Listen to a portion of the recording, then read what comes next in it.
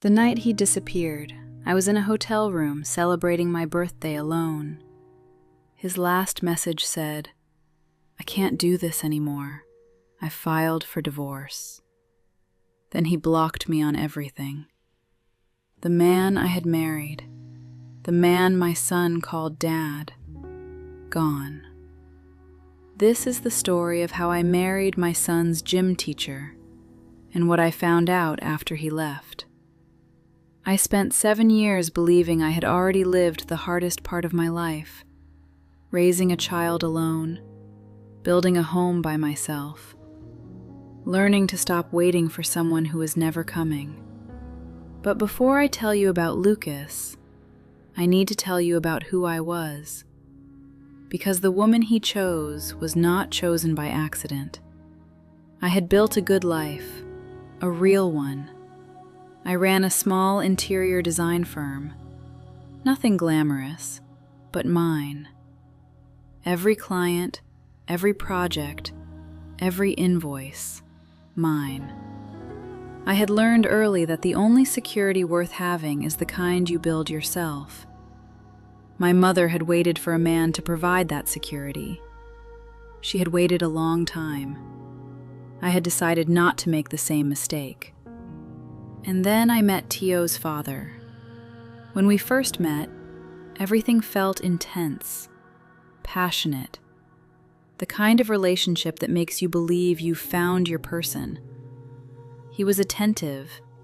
He called every morning, texted every night, showed up with flowers for no reason. For the first 2 years, it felt like the kind of love people write songs about. Then I got pregnant. And strangely, we were even more excited. We talked about names, about schools, about the life we would build together. Tio was born into what I believed was a strong relationship. But something started changing. Slowly at first, almost too subtle to notice. Tio turned 1, then 2, then 3.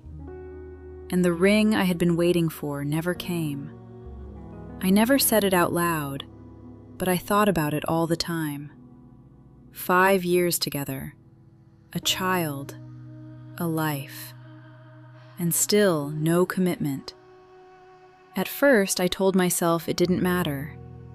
Marriage is just a piece of paper, right? But the truth is, it did matter. Because it wasn't the ring. It was what the ring meant. Choosing someone, claiming a future. And deep down, I knew something he would never admit. He didn't see me as his forever. After Theo was born, the distance between us grew. The affection disappeared. The passion faded. Our home started to feel less like a relationship and more like 2 roommates raising the same child. I waited, longer than I should have, hoping something would change, hoping he would finally choose us. But one day I looked at my life and realized something painful. I wasn't waiting for a proposal. I was waiting for a man who had already left emotionally. So I packed my things. I took my son, and I left. Tio was 3 years old, and I became a single mother overnight. The first years were hard. Not in a dramatic way, just in the quiet, exhausting way single motherhood can be. Working, raising a child, being both parents at once.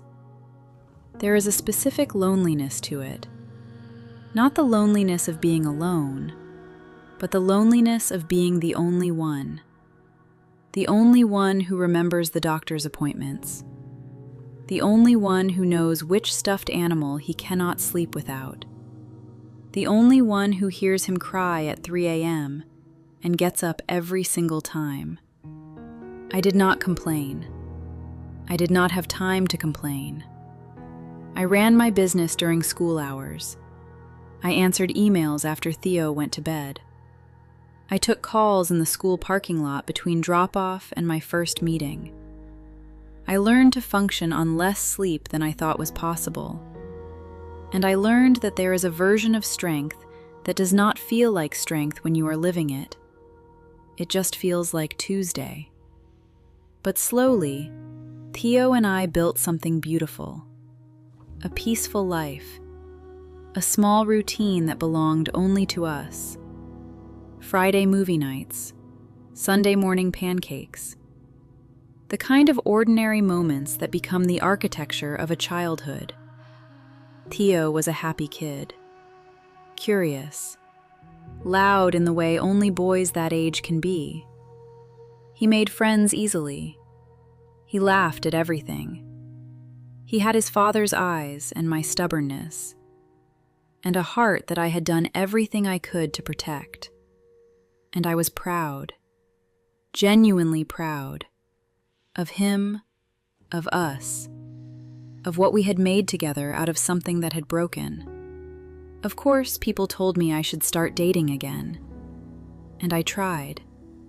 A few dinners, a few awkward conversations, a few men who seemed nice enough on paper, but who felt wrong the moment I imagined them in our living room, in our routine, in our life.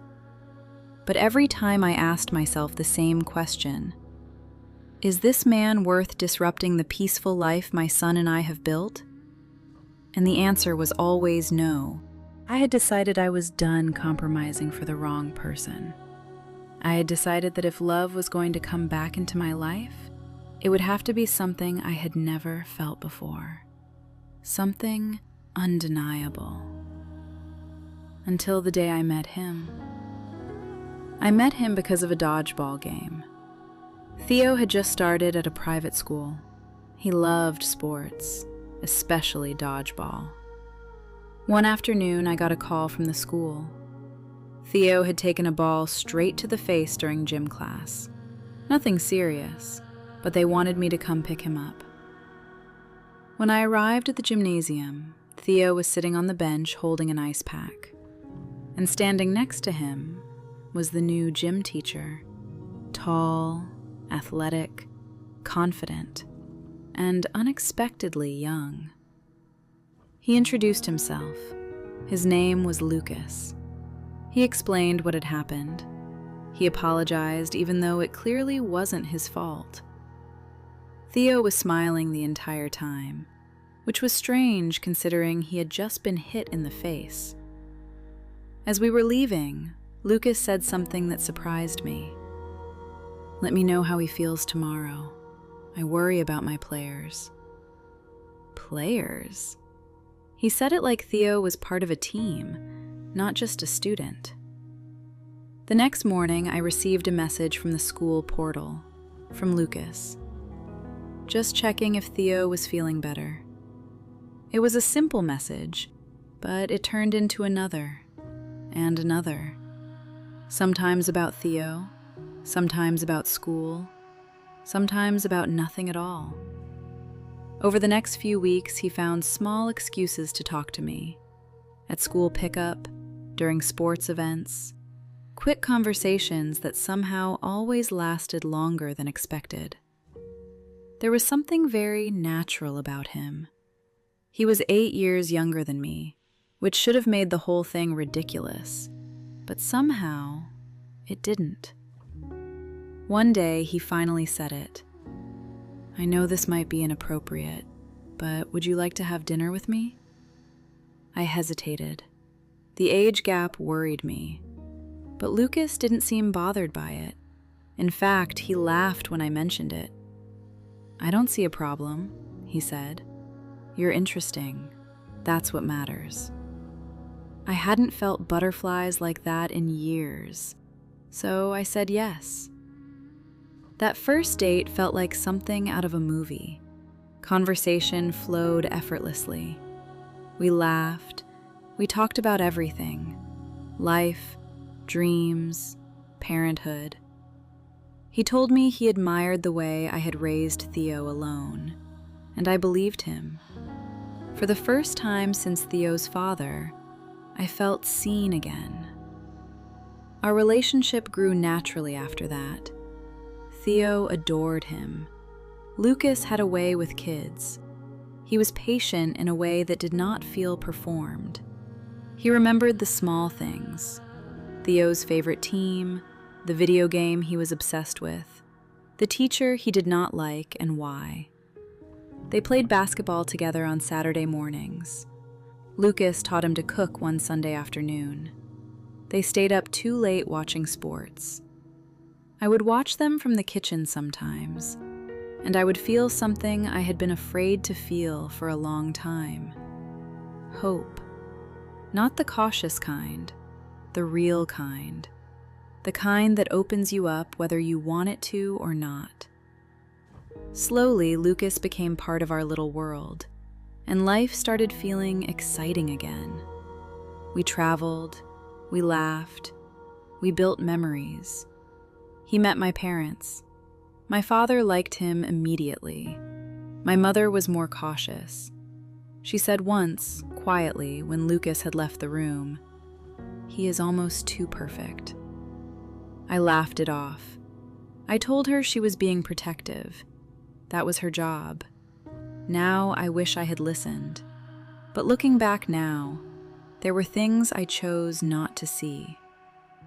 For someone so charming, Lucas's past felt strangely empty.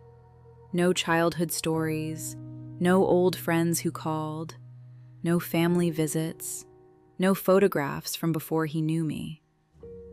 Whenever I asked about his past, his answers were short. They live far. We're not very close. I accepted it. Some people are private. I told myself I respected that.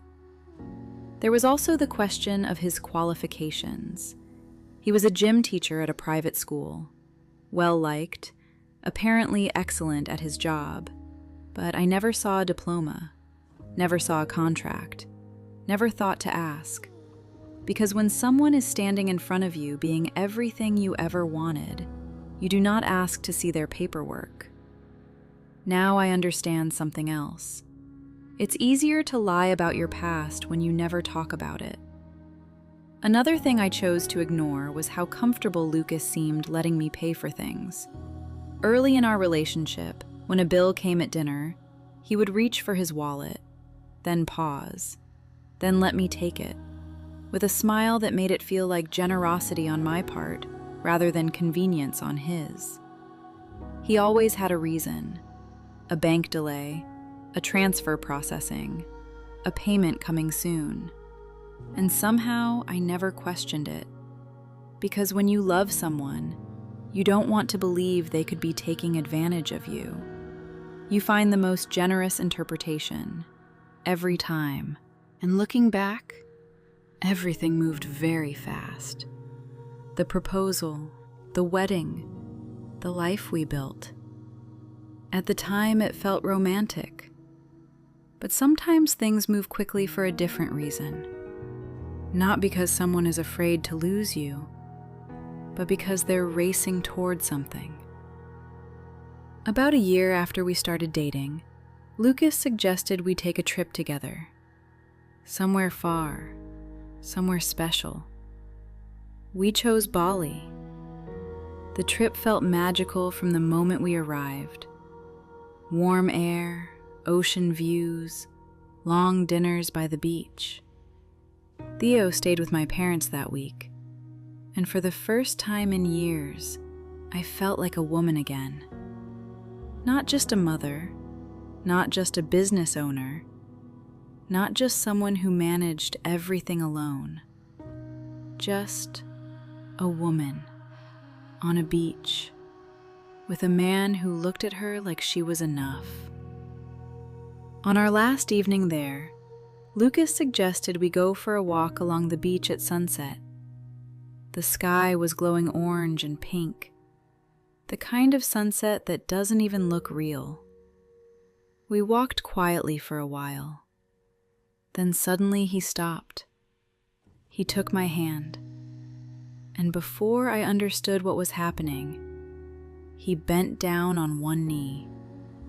He pulled a small box from his pocket, and when he opened it, I saw the most beautiful ring I had ever seen. A 3-carat diamond, brilliant in the light of the sunset. For a moment, I couldn't even speak.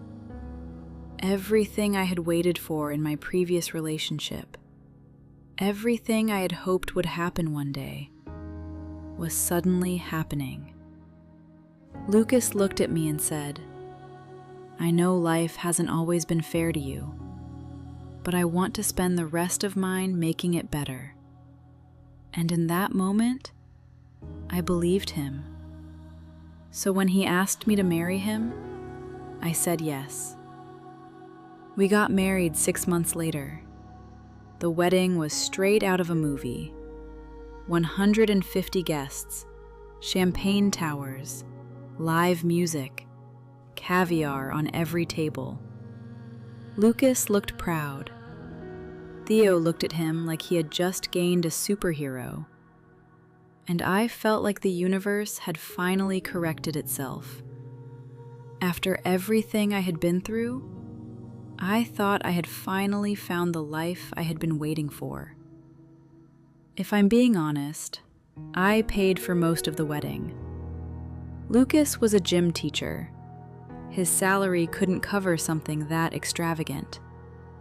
But I didn't mind. I came from money. And this was the wedding I had always dreamed of. Our honeymoon was just as beautiful. And the first 2 years of our marriage felt almost perfect. Lucas cooked. He helped around the house. He brought flowers home randomly. He showed up. He was good with Theo in a way that still breaks my heart to think about. Not because it was fake. I still do not know if it was fake. What I know is that Theo loved him, genuinely. The way a child loves someone who shows up for them, who makes them feel safe, who teaches them something.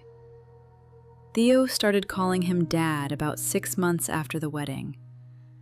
Not because we asked him to.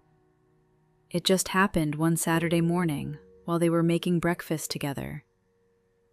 Lucas looked at me when Theo said it. His eyes were soft. I told myself that moment was real. I still want to believe it was. But the truth is, I will never know. And that is the thing about men like Lucas. The cruelty is not just what they take. It is the doubt they leave behind. The way you can no longer trust your own memory. The way even the good moments become something you cannot hold. For the first time in my life, I truly believed I had built the family I always wanted. Then came the 3rd year. I was traveling for work. It was the night before my birthday. I was alone in a hotel room, ordering room service, watching something on my laptop, looking forward to going home. Lucas had texted earlier that day, "Happy almost birthday. I'll have something special waiting for you when you get back." I had smiled at that, put my phone down, gone back to my laptop. Then an hour later, my phone buzzed again. A message from Lucas. "I can't do this anymore. I filed for divorce." I stared at the screen, waiting for another message. A joke? An explanation? Nothing came. I tried to call him. Blocked. I tried to message him. Blocked. I sat in that hotel room for a long time, not crying, not moving, just completely still, like my body had not yet received the information that my life had just changed. I thought about Theo, asleep at my parents' house, not knowing. I thought about the wedding, the champagne towers, the ring on my finger, the man who had said, "I want to spend the rest of my life making it better." I thought about all the things I had not questioned, and I understood, for the first time, that I had not wanted to question them. 3 days later, I flew home. The house was empty. His clothes were gone. His belongings were gone. Even the pictures, the ones of the three of us, gone. But Theo was there, sitting on the couch, waiting for me. He didn't know yet. I had to tell him that the man he called Dad had simply left. I sat next to him on that couch, and I watched his face change as I spoke. The confusion, then the hurt, then something I had never wanted to see on my child's face.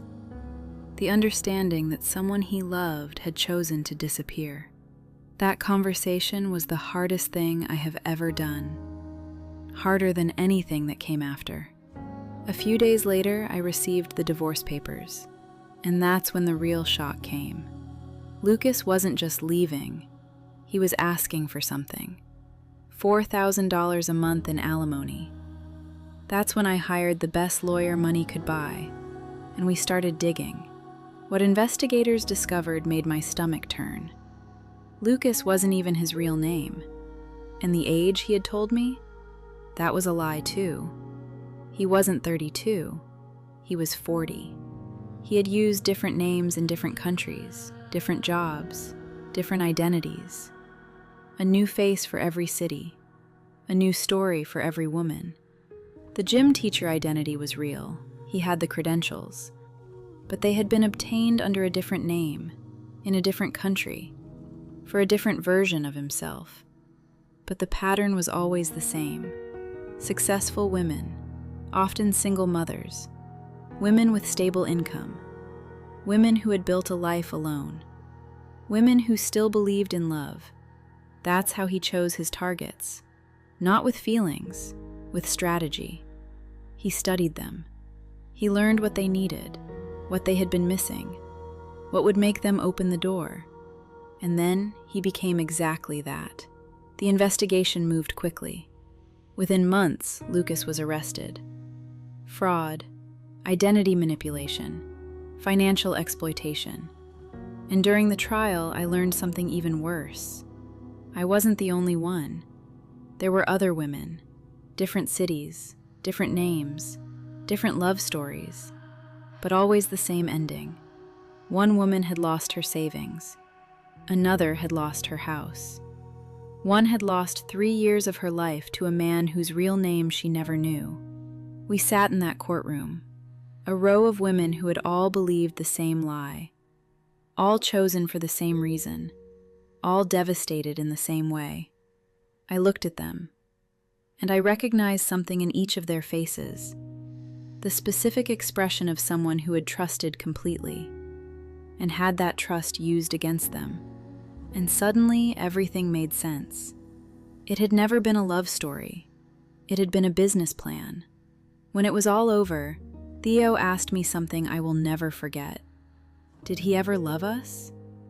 I looked at my son, at his face, at the question he was brave enough to ask out loud, when I had been too afraid to ask it even in my own head. And I told him the truth. No. But that doesn't mean we weren't worth loving.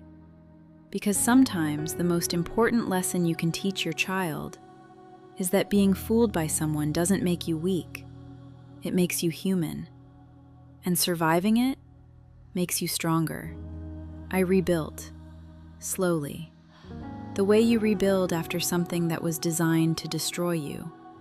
One day at a time. My business survived. Theo survived. We survived.